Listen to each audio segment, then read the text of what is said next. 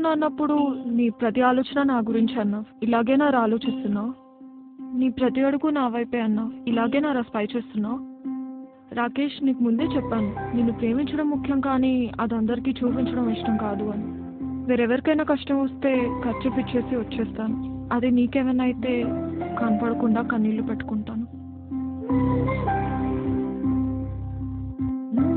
వాడెవడో costly gifts ఇచ్చాడని నువ్వు అంతకంటే కాస్ట్లీ గిఫ్ట్స్ ఇవ్వాలని నేను అనుకోవట్లేదు. కోట్లు సంపాదించి కాళ్ళలో తిప్పాలని నేను నిన్ను ప్రేమించలేదు. కళ్ళలో పెట్టుకుని చూసుకుంటావని ప్రేమించాను రాకేష్. అయినా ఇద్దరు మనుషులు కలిసి ఉండాలంటే కావాల్సింది ఒకరి మీద ఒకరికి నమ్మకం రాకేష్.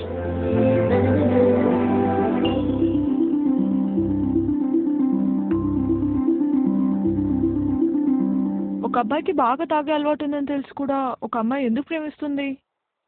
అంటే ఆ అబ్బాయితో అలవాటు మానిపించగలనన్న నమ్మకంతోనేగా.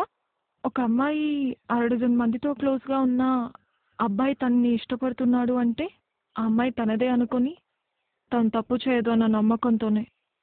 ఆ నమ్మకాన్ని ఒమ్ముపాలు చేయను నేను ఎప్పుడు.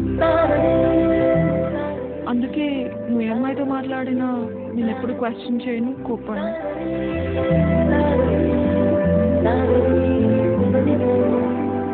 ఎందుకంటే ఒకరిని మనస్ఫూర్తిగా ఇష్టపడితే ఆ ఇష్టం జీవితాంతం ఉంటుంది. రే, నాకు ఒక విషయం చెప్పు. ఇప్పుడు మీ ఇంటికి చుట్టాలు వచ్చారని మీ అమ్మ వాళ్ళకి ఎక్కువ వడ్డిస్తే నీకంటే వాళ్ళు ఎక్కువనా? ఇక్కడ వీడు అంతే, వాడు నీకంటే ఎక్కువ ఎప్పటికీ కాలేడు. ఎక్కువ కాదు, అసలు వాడికి నీకు సంబంధమే లేదు.